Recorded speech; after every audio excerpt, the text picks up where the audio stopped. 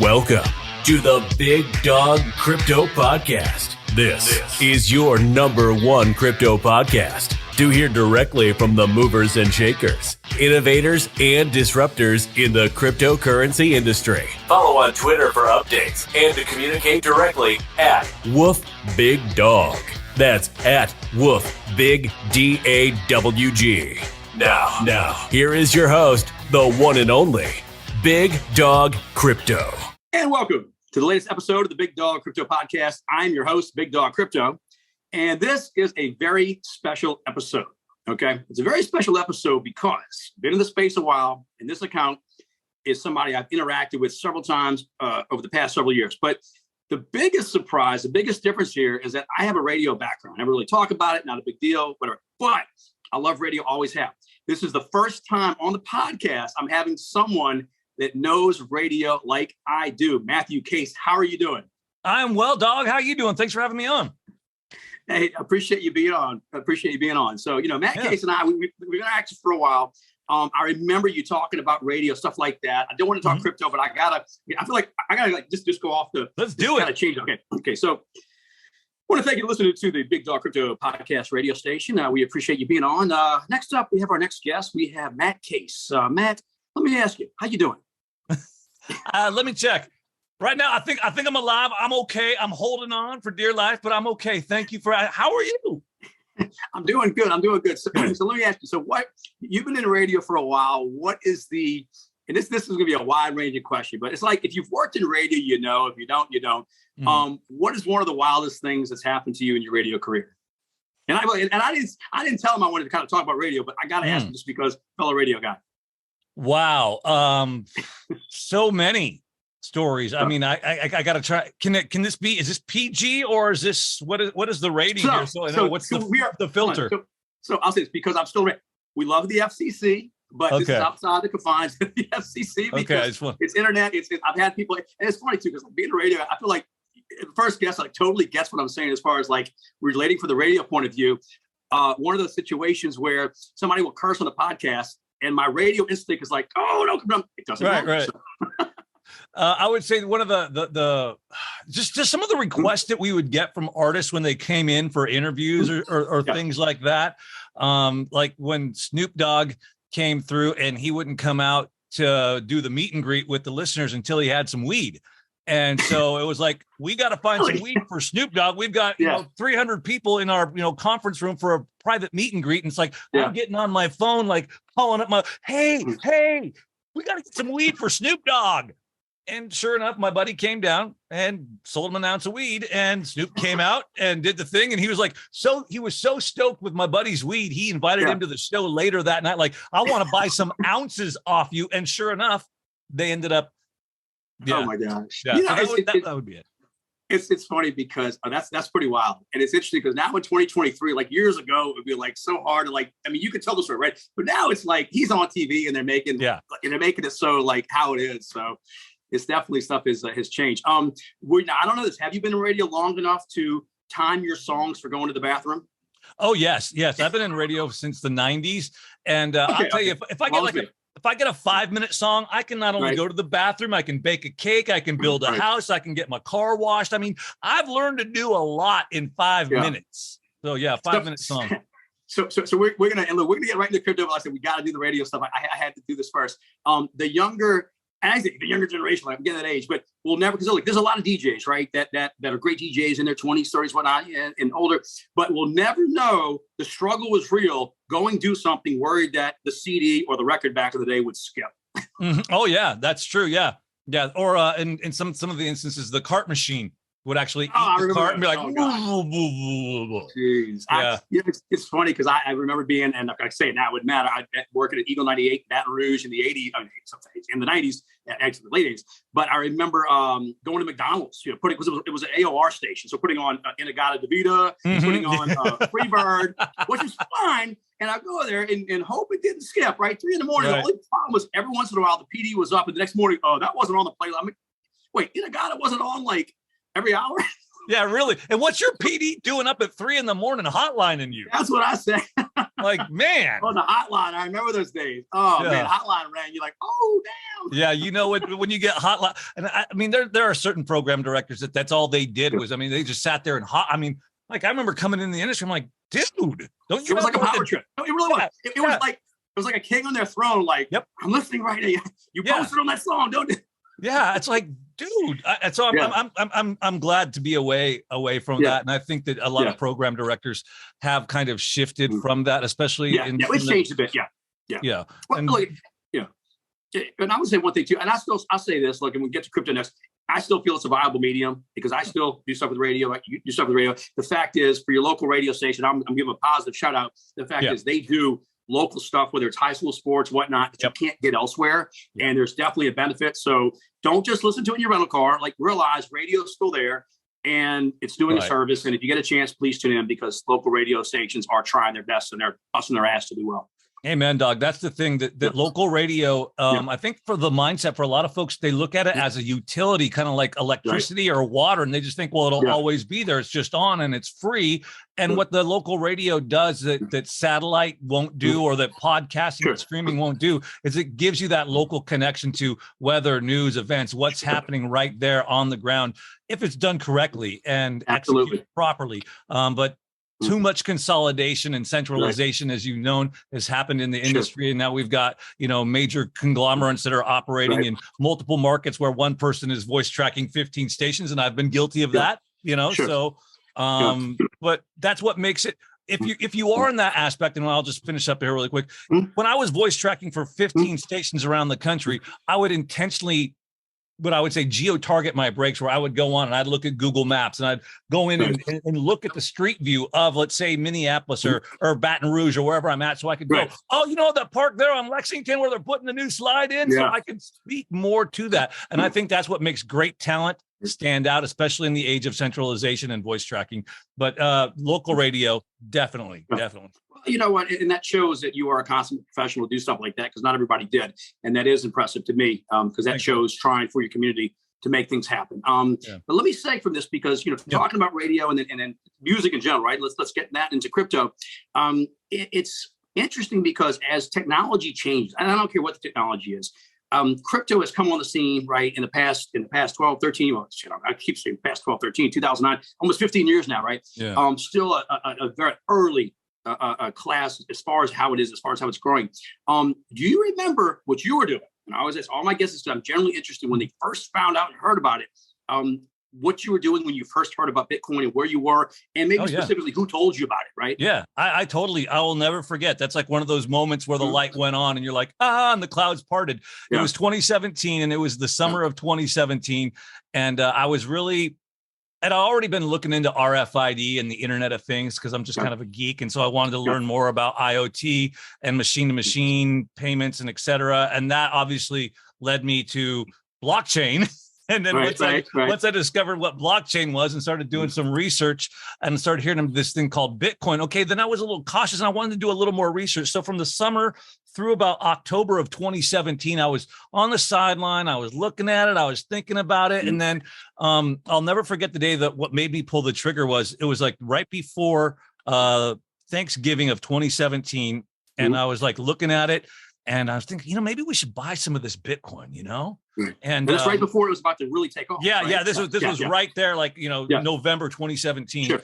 And I was like, well, and I didn't understand at that time, even still, that it was a 24/7 market. I still thought it was kind of like the traditional markets, right? And so it was like that long weekend. I'm like, well, I think when I come back over the weekend, I might look at this. And then my wife comes up and she's like showing me on her laptop, like, oh, look, I can buy sweatpants on Lululemon with Bitcoin. And this was in 2017. And at that point, I'm like, F it, we're in. And so I thought, okay, as soon as Monday comes, I'm buying some Bitcoin. I had $1,000. I was going to buy Bitcoin. And the price went from like 7,500 up to like $9,000 in like just that short time. I'm like, what the hell happened? And at that point I was in and I bought Bitcoin and I've never looked back until I had that boating accident on Lake Washington, which really sucked. And now all my Bitcoin's gone. So, so yeah, they got to make waterproof ledgers. I feel so bad. I remember hearing about that. And that's so sucks. Once they get in the water, you can't retrieve them. Yeah, they need a waterproof ledger. I don't know. Maybe the folks at Treasure Ledger can make them. I don't know, but I've heard that's goals for 2024. So speaking of 2024, I like to ask my guests this too. I always say, if you ask me this, you get $5, get you a cup of coffee, maybe some change. Bitcoin price prediction by the halving and after. Let's just say, halving what I think is March of next year. Yeah. Between now and the end of 2024, do you want to do a range of what you could see it hitting? I used to be really like kind of into the price prediction game, but I mean, as a parlor game, sure, I'll play it, but I don't like really doing that anymore because it seems so often anybody can say something and they're always wrong. I mean, can't tell you how many times I've seen people, influencers out here, 250K. You're not eating anybody's dick, so I'm like, what's the deal? It's fun to guess, though. It's fun to guess. It is fun to guess. I would think, though, really.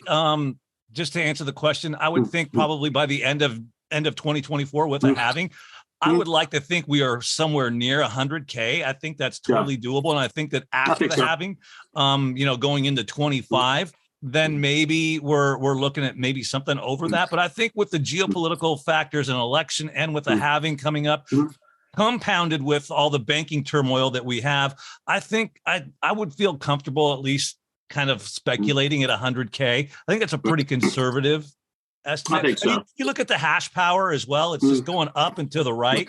So you factor all of those things in. And I feel safe that 100K could be there. But again, I hate giving price predictions because everybody's wrong. I mean, look, it's a guess as much as anything. And I think we kind of like to do it, but I always tell anybody, like, we can't guarantee it, right? I say, look, my crystal ball, like somebody asked me one time, well, can you guarantee? It's like, once Amazon brings me a crystal ball that works, I can't. I have no idea. It's just hard to know. But you've been in the space, 6 years. You've seen this too. Are you surprised when you watch the Binance situation with CFTC and all the other stuff going on that Bitcoin hasn't dropped more over the past month? No, because I think the thing that what all this does is just strengthen the case for Bitcoin. I mean, block after block, Bitcoin just keeps going, and regardless of the FUD or whatever comes at it, Bitcoin is what it is. And I think what you see now is it's obviously it's a choke point 2.0, and you've seen this on the Twitter, on the Bird app, but why all of a sudden now is the CFTC coming after Binance? Like, they've known about CZ and Binance for a long time, and all of this is just happening now. So I think there's a lot of coming off the heels of FTX, and we're looking at the banking crisis, and Fed now is rolling out their digital payments platform. So all of this, I think, is kind of swirling and somewhat coordinated in a designed effort to bring down the crypto exchanges. And maybe look, everybody knows there's wash trading going on. If you don't know that there's wash trading, then you have no business. All exchanges have it, sure. Right. And that even happens in the stock market, for crying out loud, So that happens. But I think this is really more an orchestrated event to bring down the crypto exchanges, or the ones that are, out there beyond their control. And they're going to try to centralize this and bring this into the traditional finance areas like JP Morgan, like Fidelity, like, the big four, big five that we have. Yeah. Well, I agree with you on that. I think, they definitely want to accumulate. So whatever price they can get, or good price they can get. I mean, ultimately, when it comes to regulations, it's going to favor, the banking industry, just because that's, it is what it is. It'll be interesting to see, because, there's no doubt that, and who knows how much money Binance has, but, when the government goes after somebody, the major company, and we've seen this throughout the history of the states, it's very tough to beat the government. The government usually has the upper hand. That being said, CZ's got a fair amount of money. I'm not saying it's a cakewalk. I'm not saying that it's right or wrong. I don't know the merits of everything, but I think people outside of the space, I think in the space we know, right? But people outside of the space, especially people that don't know crypto, don't realize how big Binance is. You know what I mean? Like they got a lot of cash. Or I agree. I think I could see them maybe paying a fine. They pay a fine. But again, I think part of this also is like, when you look at companies like let's just even say Alibaba or ByteDance, these companies all have I wouldn't say a majority, but at least 10% is owned by the CCP, right? CCP, right? Whatever. How many C's we put in there? But government, right? Yeah. So my question is and I haven't done my research, and I probably should ask Chat GPT, but how much of Binance is owned by the Chinese Communist government, right? Well, he said none of it's, I don't know. You know what I'm saying? He said none of it is. I don't know. It's hard to know. But look, when it comes to exchanges in general, I think in general, they're here, they serve a purpose. And I tell people, if you're comfortable, go on them. If not, if you want to decentralize one, whatever. But just be careful, do what you're doing with whatever it may be, right? Not your keys, not your coins, stuff like that. Yeah. So let me ask you, new people in the space. I'm very thankful to have some new people that I get messages from. They're like, I just found your podcast. I just found the YouTube. Awesome. I found it on Spotify. Somebody new in the space comes in, they're trying to learn, research about the space. What would you tell somebody is one or two good ways to learn about our space from, I'll say, reliable sources, but you know what I mean? Rather than just clicking on random videos. Yeah. What kind of stuff would you suggest? Obviously, DYOR, do your own research. And if you're here already and you're watching programs like this and podcasts like this, kudos to you. You're on the right track. Obviously, you're a great resource. You've been doing this a long time. There are some other folks. I would definitely give a tip of a cap to Paul McNeil, the crypto curator. Doesn't put so much out on Twitter anymore. He's on Ubix. But Paul McNeil does a great job with getting out factual information. And then obviously our team at Quantum Economics, I gotta promote them. Please. Yeah, Madi Greenspan, Gerald Vata, Alexander Lores, those guys all on Twitter do a fantastic job. And the team over at the Bitcoin Live network of shows, they've got a whole bunch of shows and programming, which Paul McNeil is a part of. And they do a really great from Bitcoin to Web3 to NFTs. And if you want fun information that's easily digestible, I would suggest them. And of course, reading the Bitcoin Standard, that book is a must read. You could probably read that and probably read it a couple times, because once you do and you get what the Bitcoin Standard is, that helps, I think, galvanize and solidify what we're really trying to talk about. So, and again, I think anything from Andreas on top list is awesome. Follow Andreas, watch his YouTube stuff. I do like, as far as the Bitcoin side of things, I think really smart folks, Adam Back, Samson Mao, Jeff Ross, there's Greg Jans out there. There's so many really great folks. I would just say get involved in Twitter. And if you find folks like yourself, Dawg, or me, or the Cuban guy, you can find some of these other people and you start getting into these Twitter spaces. It's easy to get sidetracked and it's hard to know who's who. So it's, again, if you have a question, just ask. And I think I would encourage your audience. They're already doing that. They're reaching out to you and they're inquiring. So brother, you're on the right track. So I want to just say thank you for what you're doing and welcome to all those new folks who are coming in. Man, I appreciate that. And let me ask you, I always ask my guests at the end of the episode for their Twitter handle, but I want to get what your Twitter handle is. Yeah, it's my name, at Matthew Ryan Case. Okay. I tried I doxed myself, so there you go. So I would say this. So I definitely follow you. I followed you for a while, and I've said this too, is like find accounts that, look at their stuff. And a lot of us now, especially ones that have been in for a while, right? You've got years and years of tweets. And so go back and look, none of us have been perfect in any of our calls, and we're not trying to be. But overall, like I said, I feel like your account has been, pretty damn accurate. Plus you have a lot of other cool content on there. And I say find accounts like that, right? And just kind of look at them and see. And I only say this because when I started, I followed some people that turned out, the name just turned out not to be beneficial, but I followed them because of without even researching. So I agree with you. I don't care if it's you, right? You or me, you're following you or me or whoever. Follow the accounts, but do the research, right? And I think that's the thing. Some people don't want to put research into this, and there's no other way to learn about it without doing that. Yeah, there are so many brilliant, smarter people than me that I follow on the Bird app, and I learned so much from them. And even like in Twitter Spaces, I would just encourage folks, do your research, get into the community, and you will find who those people are. And over time, you'll be like, oh, you're a Schiller influencer. Maybe I'll follow you, but I won't like everything and take everything you say. But I'll enjoy your crazy memes and your videos, and that's fun. And it's so again, you have to kind of weight it, and who's really doing stuff. Who are the people in the front row that are actually building? And some of those accounts have less than 10,000 followers. They're not 100. I think the fact that when you find these people that have hundreds of thousands of followers, they're probably more of an influencer and a shill, and they're not really somebody who's, really doing the hard work in the trenches. So again, that's just my take on it. I agree with that, because I'll get if I find an account and I'm like, I don't care if it's 1 million people or 2 people. If their content is good, and that's what I want on my feed, right? I don't want anything else.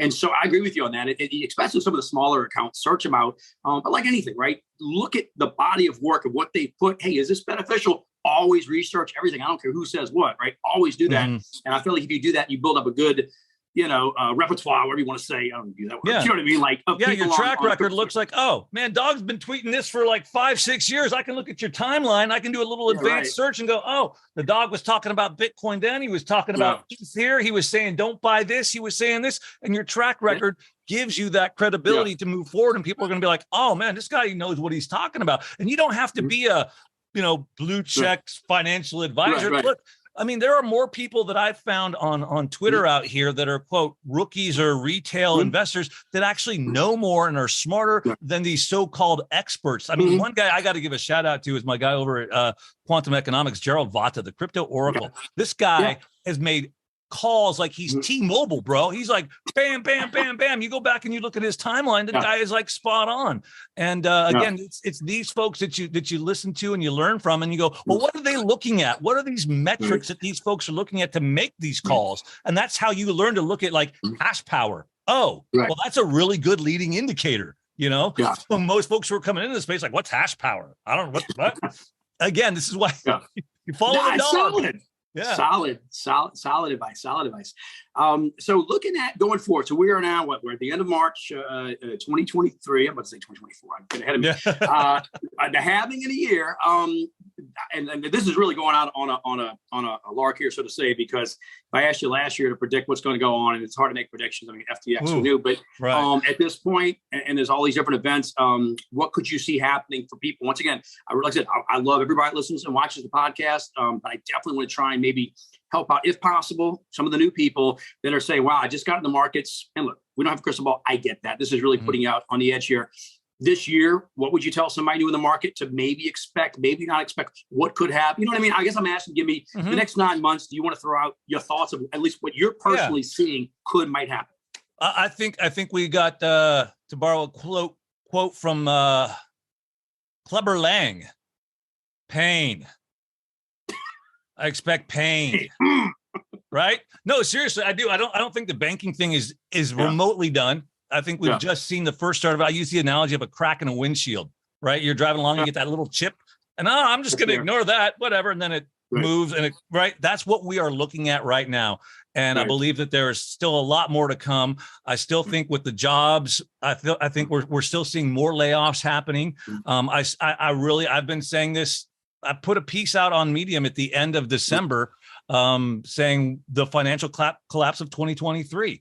And that will usher in CBDCs. And I'm not the only one saying that. A lot of folks are saying that. So I think for folks that are getting into the space right now, the best advice, and I've said this, and everybody knows this who follows me, be smart, be safe, stack sats, hodl, dollar cost average, and self-custody your Bitcoin. If you do that between now and forever, you will be fine. And if you don't, again, I'm talking self-custody. So buy the Bitcoin, dollar cost average, whatever that, learn what that means, but then self-custody your Bitcoin, and you will make it through. Bitcoin is the financial ark to make it through the storm. Look, Noah was a conspiracy theorist. Okay. I mean, if you think about Noah, the dude's living in the middle of a desert. They haven't seen rain or a lick of water forever. And the neighbors are like, dude, what are you doing, man? You are freaking, you're building an ark. But you know what? It wasn't raining when Noah built the ark. Right. Okay. So again, I would encourage you to, do your due diligence and plan ahead. And I would say, I still think that we're going to see a lot more pain. Like I said, end of the year. We will see regulations coming as far as banking and what that means for crypto as well. And if you've noticed, again, a tip of the hat to Paul McNeil, crypto curator. He does a great job. You've noticed all the stuff in the news has been about crypto, not really Bitcoin. It's been about exchanges, and it's been about stable coins, and it's been about more than just Bitcoin itself. Yeah. Right. It's not Bitcoin, because everybody in the know knows that Bitcoin is already a commodity, right? I mean, it's been defined back in 2015 by the CFTC. So there's no debating that.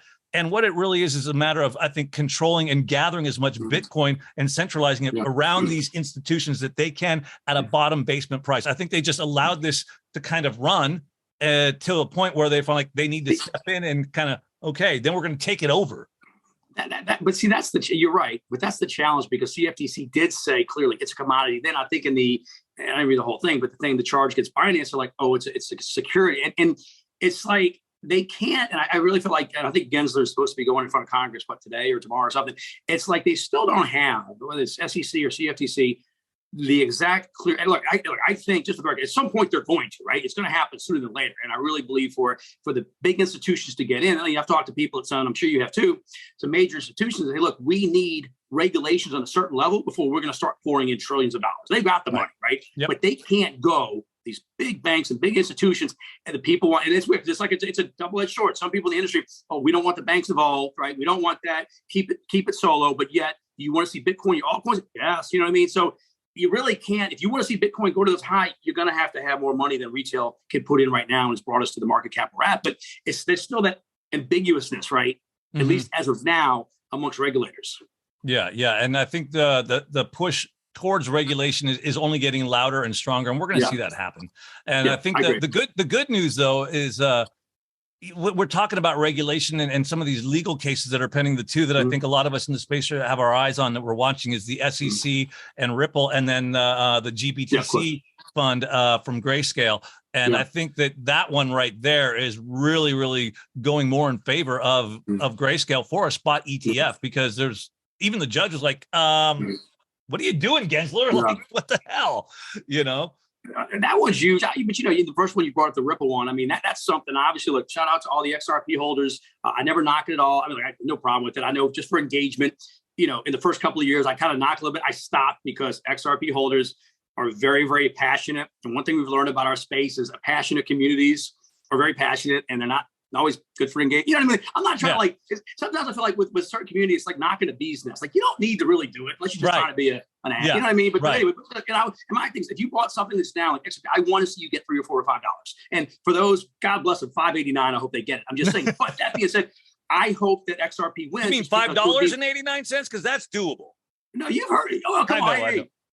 But I was saying, but the thing is that if XRP wins that, and like I saw something one time, I might have retweeted, I forget, but it said, even if you don't like XRP, but you believe in crypto in the space, you want to root for their victory because it's good for our industry. And I agree with that, right? At the end of the day, all crypto wants is to be on a level playing field, right? Have a seat at the table. That's all we're asking. Equal rights. We're asking more, not asking for less. And the banking industry has really kind of fought it. But I feel like we've asked it. We're just finding a way to get in there. And it's like this, I call it a party, if that's the right term. You know what I mean? Like we were the elephant in the room. Now we're like sitting at the table, and it's like, what do we do?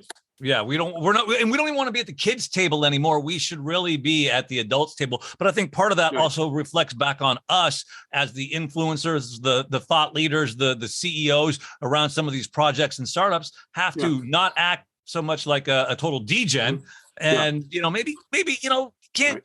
Got to clean it up a little bit. And I know I'm guilty. I'm probably one of the most guilty of that, of shit posting, scrolling, and, maybe I need to clean up my act a little bit more too. So, for folks to take the space more seriously, we probably should present ourselves a little more seriously as well. So that's just an open admission on my part, and maybe admonishment to others in the space. So, well, I mean, you look at how we're going. Going into the future, one final crypto question. What do you want to see when you look at adoption? You said you've been in the space 6 years. That is a long time. That is an OG. You've watched how it's come from here. You've watched for the 17, right? In 2021, where people that never asked about it would ask you, what would you like to see? Let's say 5 years out, would people say you're doing a podcast 5 years from now, and they say, what's the best things that you're happy you saw in the past 5 years that you didn't see in 2023? In 2028, what would you like to see? One or two things. I would like to see. Well, I know it's happening. So I think it's already kind of happening. So, when companies like Fidelity make it so easy for my parents, my neighbors who are older, or the normies who don't understand, to make that so easy to acquire Bitcoin and to put into your portfolio, I think that. Just as much as like, I'm going to put into my 401k, they're able to have access to Bitcoin on that level. I think the other thing, obviously a spot ETF, I think that some people are against it, saying they don't need it, but I think that really helps to bring more stability to the market.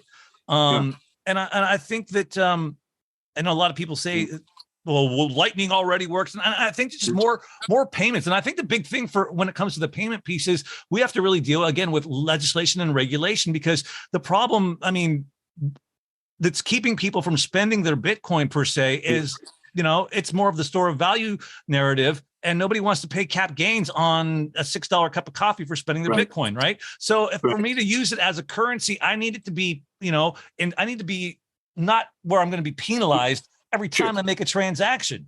And so, and again, I God bless Lightning Network. I think it's great. I think they're doing awesome things there, and it's definitely transforming the world. I know folks who are using it. I see it happening. I think more of that needs to happen again, but changing the rules and regulations around it, because if you look at the white paper, it was designed, it says peer-to-peer currency. Doesn't say peer-to-peer store of value. Doesn't say peer-to-peer, it's a currency. So we need to be using it. And so I love folks who say, get out there and use it. And I want to, but I just don't want to pay the freaking cap gains on a cup of coffee, which doesn't make sense. And this is why, again, we look at the whole argument in the narrative, switching back to a stable coin. Well, at least I can use a stable coin, and that's, boom, boom, boom. But then again, what stable coin are you going to use?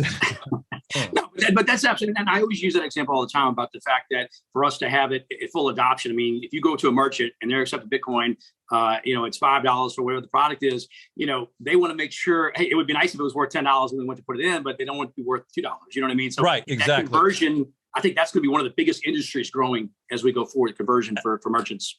Absolutely. Yeah. So a few personal things. So in the background when you're working, do you have on music? Do you have on podcast, TV, silence? What do you have on the background? It varies. Sometimes I'm listening to a Twitter space. I might be in a space listening to really smart people. Scott Melker, Wolf of Wall Street, does a good guy. Yeah, love Scott. Lavish does a great does Twitter spaces as well. I don't really listen to a lot of music when I'm working in the background. I do, I am flipping between, CNBC, Fox Business, and Bloomberg, man. I'm all over all of those. I'm on the Bird app. So I've kind of got the ADD thing going on, but I really don't listen to music when I'm working, because music is kind of like the 9-to-5 day thing. So I've already kind of got music in my headphones. Yeah. So I'm like, I don't need music on the background. I need other things to help. Sure.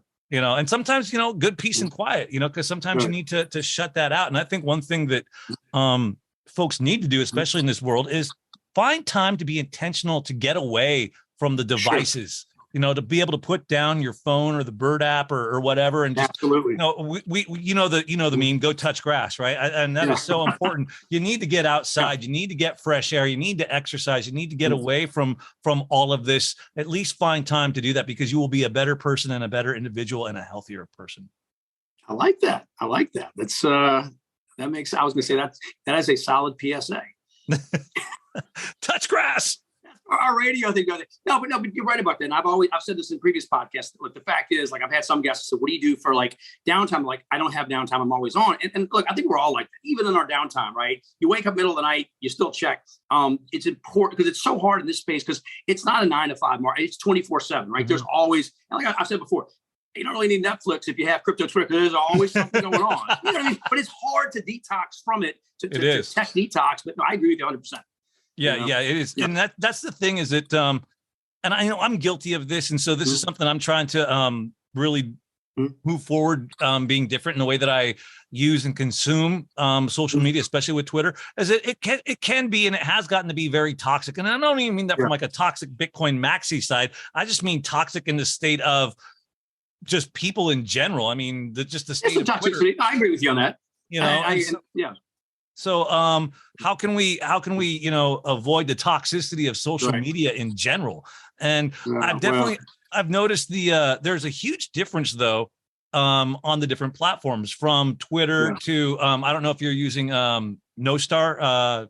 I just started using it. The new decentralized app. Hold on. It's, Damus. Damus is the new, started by Jack over there. I'll check it out. Okay. I knew he was good. Yeah. Yeah, it's the decentralized social media app. It's like Twitter, but everybody uses a blockchain address. So I'm kind of getting into that a little bit, and that's definitely less toxic and less trolly and less spammy and bots. And that's the thing. Even like on Facebook, you share something on Facebook, the folks there, it's a totally different audience than like. Yes.